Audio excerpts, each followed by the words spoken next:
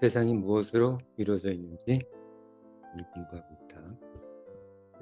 오늘은 반인식의 선형세계, 인식에 대칭되는 반인식의 선형세계에 대해서 공부하도록 하자.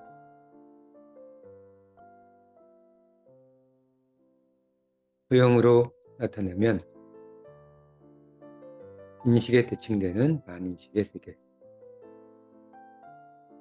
존재와 반존재, 의지와 반의지를 공부했고, 오늘은 인식과 반인식의 선형세계 중에서 반인식에 대해서 공부한다.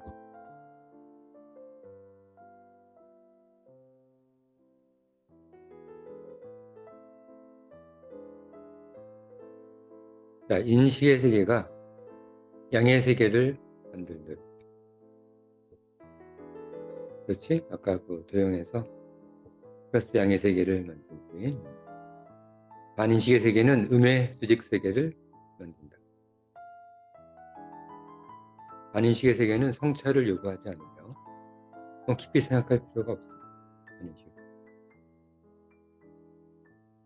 왜냐하면 무의식 세계를 구축하기 때문이지. 자, 반인식의 선형 세계 공부 시작하자. 조금 키우자.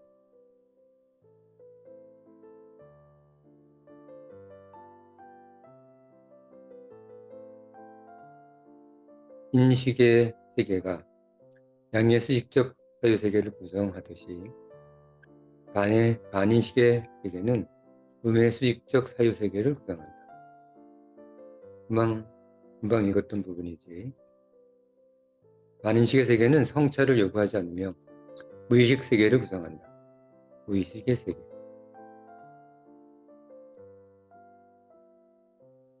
인간은 의식이 인지되지 않는 세계를 탐구해 왔지만 일부 심리학자들의 관심 대상일 뿐이었다. 인지가 안 되니까 보통 사람들은 관심 대상이 아니지. 의식은 인식과 의지가 이루는 평면 세계인 의식은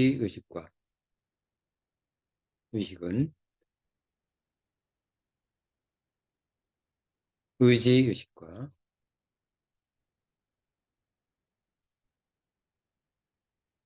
인식과 존재가 이루는 존재 의식으로 분류 사유할 수 있다. 자, 의식은 의지 의식 그리고 존재 의식으로 분류된다.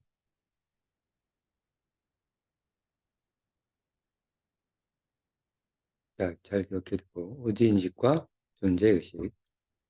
자, 무의식은 그것이 인식의 세계로 전환되는 순간 의식화된다. 그렇겠지? 숨겨진 무의식 세계가 인식의 세계로 전환되는 순간 드디어 이제 의식화되는 거야. 심리학자들의 탐구 영역은 주로 의식의 세계로 전환 가능한 무의식 세계였다. 심리학자들의 그럴 수밖에 없지. 그렇지 않으면 알지 뭐. 그렇지 않다면 알 수가 없으니까. 의식은 인식과 의지, 존재가 융합될 때 탄생한다. 이것도 잘 기억해 두자. 의지와 인식과 의지, 존재가 융합될 때 탄생되는 것이 의식. 우리의 관심은 인식 세계로 전환 가능한 무의식 세계를 포함해서 인식 세계로 전환되지 않는 무의식 세계 모두 우리의 관심 분야야. 기존 심리학하고는 좀 다르지. 전환 가능한 무의식과 전환되지 않는 무의식 모두 우리는 고려해야 한다. 인간은 사고와 경험 그리고 망각 과정을 반복하면서 그를 통해서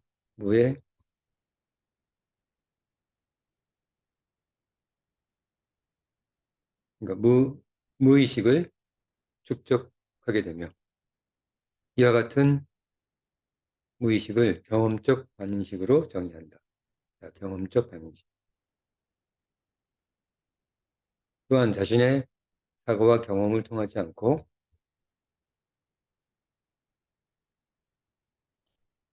가지고 있는 무의식이 존재하는데 그것을 경험적 반인식이라고 정의하고 명명한다. 자, 경험적 반인식, 본질적 반인식, 알겠지? 경험을 통해서 무의식화되는 것. 경험을 하지 않았는데도 무의식화되는 것. 본능적 의식 같은 거겠지. 아까 또 분류가 있었지? 의지인식, 그 다음에 존재, 의지의식 또는 존재의식. 여러 가지 분류가 나온다. 자, 그래서 경험적 반인식과 본질적 반인식에 대해서 좀 더 자세하게 알아보자. 경험적 반인식은 인식의 세계로 전환 가능한 무의식으로 인간 정신 심층 구조의 복합체를 분석함으로써 윤곽이 드러날 수 있는 심리학적 반인식이다. 심리학자들이 주로 다루는 분야다. 그다음에 본질적 반인식은 인식의 세계로 전환 불가능한 무의식 세계로 반인식의 대부분을 구성한다. 사실 심리적 반인식, 우리가 인식화될 수 있는 반인식은 아주 극히 일부분이고 인식의 세계로 전환 불가능한 무의식의 세계가 반인식의 대부분을 구성하게 된다. 자, 무슨 말인지 알겠지? 하지만 사유가 공간화되었을 때 전환 불가능은 해소될 수 있다. 자, 우리가 전환 불가능하다고 생각하는 무의식 세계를 어떻게 우리 삶에서 찾아낼 수 있을지, 찾아낼 수 있는 그 방법이 사유를 공간화시키는 거야. 이 사유를 공간화시키는 것에 대해서는, 방법에 대해서는 나중에 천천히 공부하도록 하자. 우리는 경험적 반인식과 본질적 반인식을 자아의 형태로 발산한다. 우리 자아 속에는 두 가지 다 포함되어 있는 거야. 한 인간이 자신의 인식 상태와 무관한 어떤 태도를 타자에게 보여줄 때. 난 그렇게 생각하지 않는데 어떤 태도를 의외의 태도를 보일 때, 이 태도 속에는 이 태도 속에는 자신의 반인식이 표출된 것이다. 내가 왜 이러지? 그런 경험이 있을 거야. 그는 상대방이 자신에게 어떠한 의미로 다가섰을 때, 그 의미에 대응하는 인식적 태도를 취하는 것으로 보이지만,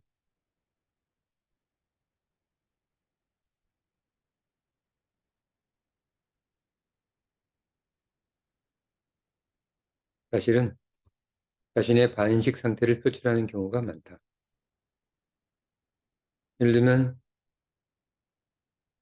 내가 사랑하는 여자나 사랑하는 남자가 있어. 그런 경우에는 나 아닌 어떤 나와 다른 듯한 태도를 용기를 보인다거나,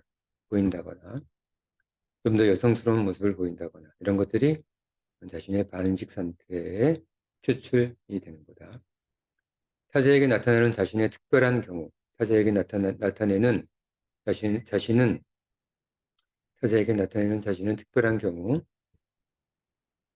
제외하고 자신의 인식 상태의 표출보다는 반인식 상태의 표출이 훨씬 더 많다. 예. 왜지? 자, 예를 들어보자. 누군가 의도적으로 아무리 호감을 사려 해도 소용없는 경우가 많은 이유이다.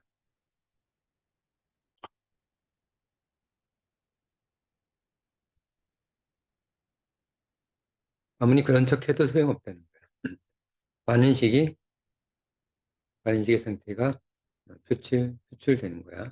내가 아무리 친절한 말투, 친절한 태도를 보여도 내 반인식에서 드러나는 무언가 나 자신의 것들이 타자에게 보이는 거야.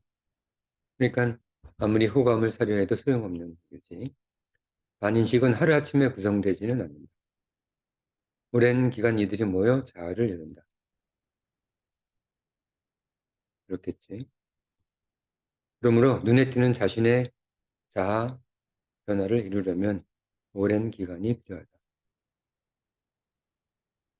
예를 들면 그가 상대방에게 호의를 보여야 하는 순간에도 자신의 의도가 비록 표정과 말은 호의적 태도를 보인다 하더라도 자신의 의도가 생각한 바대로 자신의 의도대로 상대방에게 전달되지 않는 것을 경험하는데 이것은 바로 자신의 반인식, 즉 본질적 반인식에 기인하는 것이다.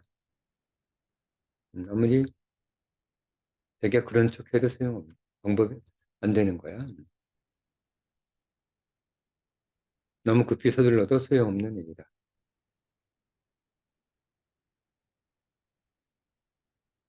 우린 반인식으로 가득 우리 주위를 둘러싸고 있어서 우리가 의식적으로 무언가 행동을 해도 금방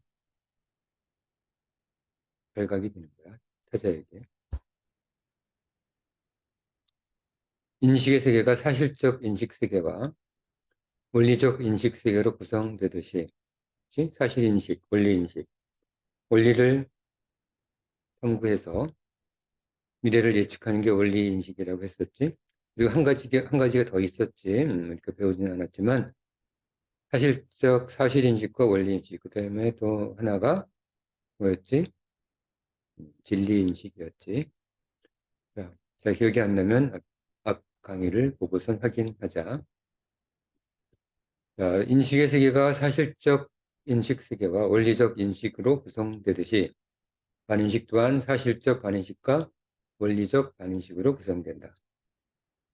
자, 사실적 반인식이 무엇인지 공부해보자. 사실적 반인식. 그것은 어떤 실체를 상기할 때 대상 자체를 인식하지 못하면서도 자신의 경험적 반인식과 본질적 반인식에 의해서 그 실체를 사유 가능하도록 하는 사유체계를 말한다.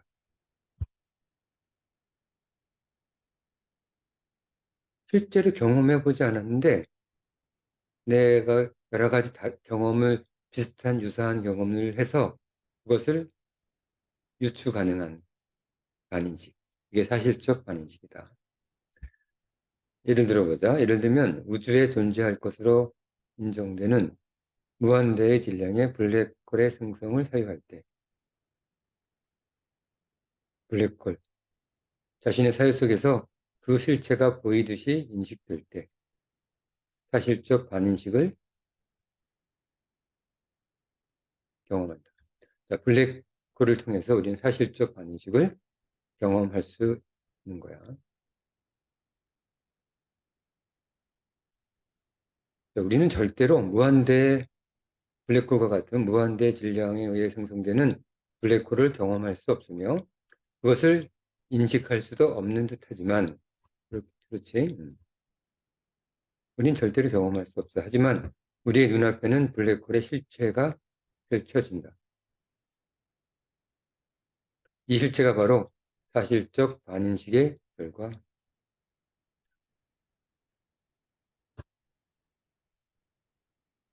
자, 이해됐지?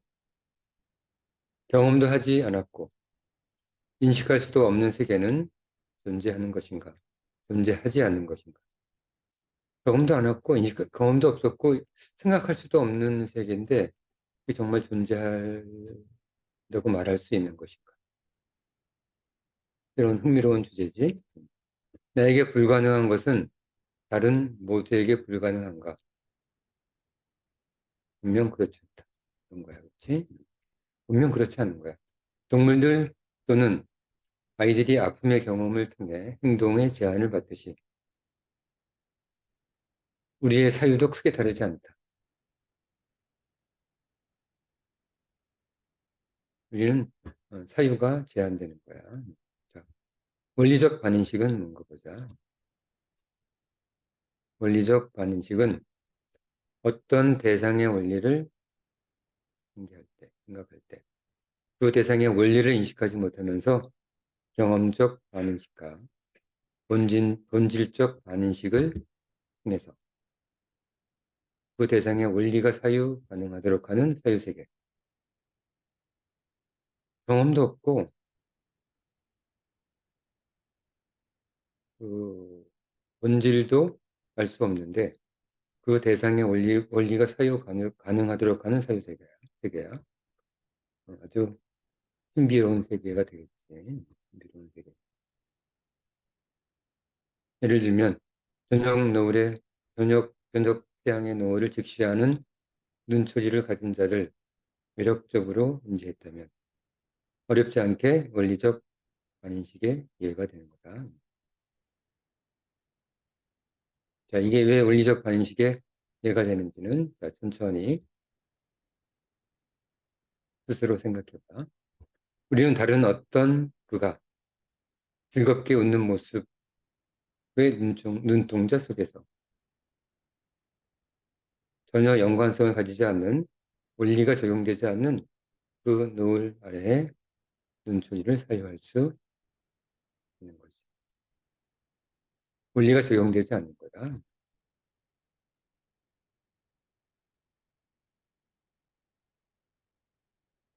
신비로운 현상이 되겠지.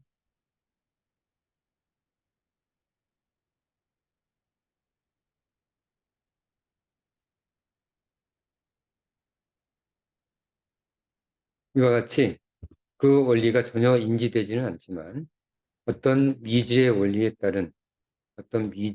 알 수는 없지만 미지의 원리에 따른 실체의 변화 상태를 유추할 수 있는 것은 원리적 반인식에 기인한다. 자, 무슨 말인지 알겠지? 자, 1 더하기 1은 2이고 1 더하기 2는 3이라는 것을 아는 것은 원리적 인식이지. 잘 기억나지? 나는 전혀 인식하지 않지만 그리고 인식할 수 없지만 예를 들면 도덕과 같이 내 생각과 행동을 제어하는 것은 원리적 반인식의 적용이다. 내가 이런 원리를 생각한 적도 없는데 내가 도덕적 행동을 하는 것은 도덕적 행동을 스스로 도덕적 원리로 내 행동을 제어하는 것은 원리적 반인식의 작용으로 그렇게 하는 거야. 우리의 행동에 대한 이해가 되고 있지.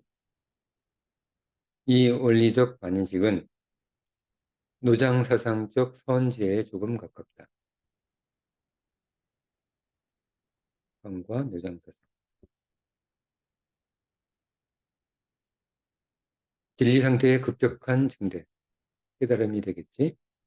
깨달음은 깨달음이란 말은 애매해서 우리의 사유 대상은 아니지만 이거를 좀 더 구체적으로 철학적, 논리적 용어로 변환한다면 진리 상태의 급격한 증대로 표현할 수 있다. 자신의 진리 상태의 급격한 증대, 깨달음이란 이렇게 우리에게 내재되어 있는 우주 만물의 원리를 알 수 없는 지혜를 통해 뭐 이유는 모르겠어. 원리적 반인식이니까 터득하는 것이 바로 우리 진리 상태의 급격한 증대, 깨달음이라고 할 수 있다. 우리가 인식의 양의 세계에서 알 수 없을 뿐, 양의 세계, 플러스 세계지. 우리는 자유와 평등을 위한 보편 진리에 도달할 힘과 방법을 지금 잊고 있는 허름한 외투 주머니 속에 이미 가지고 있는 것이다. 뭘 통해서? 원리적 반인식을 통해.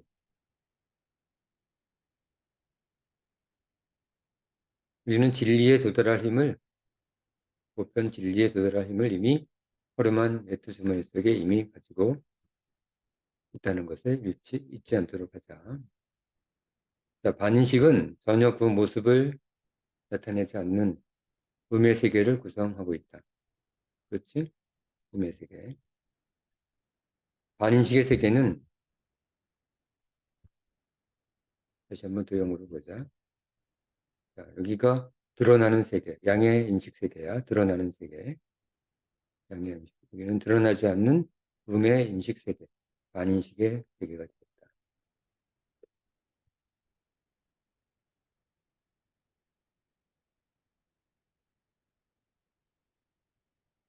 음의 세계를 구성한다. 반인식의 세계는 물속에 잠긴 빙하와 같이 우리는 잘 모르고 있지만 실제로 우리의 인간 삶을 이루는 매우 크고 중요한 부분이며 이를 통해 인간은 사유의 비약적 존재를 가질 수 있다. 물속에 대부분이 잠겨있는 빙하처럼 우리가 알지는 못하지만 우리를 구성하고 있는 거야. 아인슈타인이 상대성 이론, 질량과 에너지의 법칙을 발견했을 때 그건 처음 아인슈타인이 뭐 20살 때 그 방정식을 안 건 아니잖아. 그게 바로 반인식 속에 숨겨져 있었던 거야.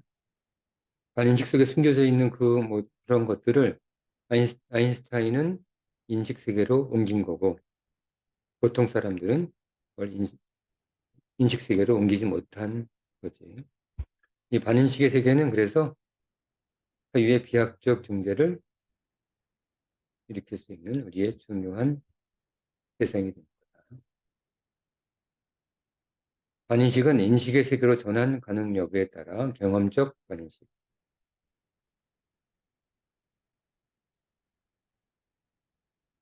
인식 세계로 전환 가능 여부에 따라야 그리고 본질적 반인식으로 구성되며 가능하면 경험적 반인식, 가능하지 않으면 본질적 반인식이다. 사실과 원리 유추 여부에 따라 사실적 반인식과 원리적 반인식으로 구성되는 것을 지금 공부했다. 잘 기억해 보자. 잘 이해가 안 되거나 기억이 잘 안 나면 다시 동영상을 앞으로 돌려서 공부하고 다음으로 넘어가자. 왜 사유 개념을 정의하는가? 왜 이렇게 이런저런 용어를 가지고 정의를 하는가? 선생님이 한번 얘기했었지. 진리의 강을 넘으려면 징검다리가 필요한 거야. 징검다리가 있어야지만 우리는 진리에 다가설 수 있는 거다. 왜 사유 개념을 정의하는가? 이렇게 용어를 정하는가? 철학은 진리를 탐구하는 학문이다. 그렇지? 세상에 빈틈없이 가득 차 있는 진리를 탐구하는 과정에서 사유 개념이 정리되지 않으면 길을 잃게 됩니다. 개념이 정리되어 있지 않으면 이게 저거 같고 저게 이거 같고 길을 잃어버리게 되는 거예요. 그래서 사실적 반인식, 원리적 반인식, 경험적 반인식, 본질적 반인식 이렇게 용어를 정리하는 거야. 이게 용어 자체의 문제가 아니라 그런 것들이 있다는 것을 우리가 명확하게 머릿속에 지도를 그리는 거지. 우리는 정의한 사유 개념을 통해 지금 우리가 생각하고 있는 것들의 혼란 속에서 허지석과 같은 좌표를 알 수 있는 것이다. 자, 알겠지? 왜 이런 용어들을 자꾸 배우는지 불만 가질 거 없다. 배우지 않을 수가 없는.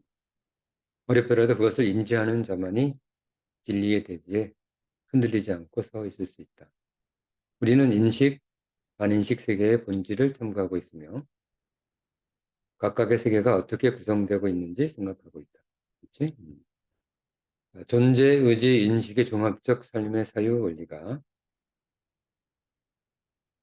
음의 반인식 영역으로 작용하여 사유 공간의 흐름을 예지함으로써 나타나는 미래의 존재, 의지, 인식 상태가 사유되는데 그것을 직감이라 명명한다. 이 직감이라는 얘기 했잖아. 직감이 어떻게 나타나냐면 존재, 의지, 인식의 종합적 삶의 사유 원리가 음의 반인식 영역으로 작용해서 사유 공간의 흐름을 예지함으로써 반인식 상태에 있는 사유를 인식 상태로 이동하는 것을 예지함으로써 나타나는 미래의 존재, 의지, 인식 상태가 사유되는데 그것을 직감이라고 합니다. 인식론적 세계를 통해서 우리는 직감이 반인식의 세계로 설명 가능함을 유추할 수 있다. 자, 직감은 우리는 설명할 수 없었지. 하지만 우리 통합사회 철학에서는 직감이 반인식의 세계로 설명되는 거다. 자, 예감이란 것도 있지. 자, 예감은 뭔가 보자. 직감과 달리 예감은 주위 상황이나 사실을 기반으로 예측되는 감각 상태이며 사실이나 기반을 가지고 예측되는 거야. 예감은.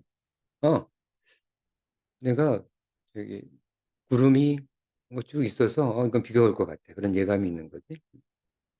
이와 같은 어떤 상황이 전제되는 그것은 직감에서 제외된다. 대충 이렇게 이래서 이럴 거야라고 뭔가 예측이 되는 것이 있다면 그것은 직감이 아니다. 직감은 아무것도 예측도 안 되는데 탁 느껴지는 거야. 예를 들면 누군가가 탁 비행기 사고가 날 것 같아. 그래서 비행기를 안 타는 것들. 어떤 것도 경험이나 지식에 의해서 예측되지 않는 것들이지. 이런 것들은 직감이라고 할 수 있다. 자, 직감은 공간적 사유세계의 시간 변화에 대한 원리가 사유되어 나타나는 현상으로 정의 사유한다. 자, 한 번만 더 읽고 넘어간다. 직감은 공간적 사유세계의 시간 변화에 대한 원리가 반인식에 대한 사유가 반인식 사유가 시간에 따라 뭔가 인식 사유로 변환되는 과정에서 나타나는 현상이 직감이라고 정의 사유한다. 그러나 시간에 따른 사유 공간 세계의 변화 예측은 순간적 반인식에 의해 떠오르는 것이 가능하지만 어떤 순간 떠오르는 거지? 순간적 반인식은 가능하지만 오랜 시간 동안 유지할 수는 없는 거야. 오랜 시간 변화에 따른 공간 세계의 변리 원화는 반인식의 세계에만 기인하지는 않는다. 그것은 시간과 사유 공간의 또 다른 원리 및 사유 과정이 것이다.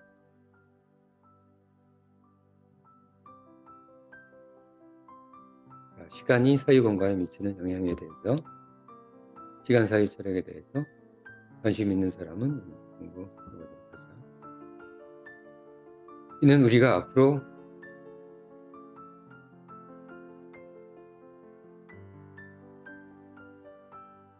생각할 주된 사유 영역으로 다른 수에서 있을 것이다.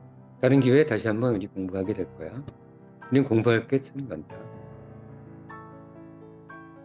자, 오늘 수업은 여기까지. 오늘 반인식의 세계에 마쳤다. 반인식의 세계에 마치고 오늘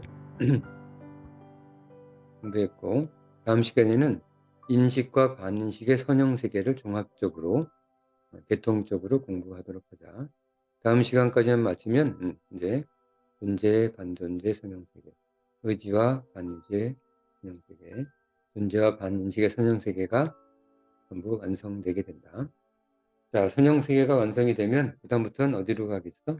자, 이제는 12개의 평면세계. 하나, 둘, 셋, 넷, 다섯, 여섯, 일곱, 여덟, 아홉, 열, 열하나, 음의 평면세계 4개, 4개, 양의 평면세계 4개, 평적 평면세계 4개. 그래서 12개의 평면세계에 대해서 우리는 공부하게 될 거야. 오늘 수업은 여기까지 하고 다음 시간에는 평면세계를 공부하면서 다시 종합사회철학 공부하도록 하자. 자, 오늘 수업 여기까지.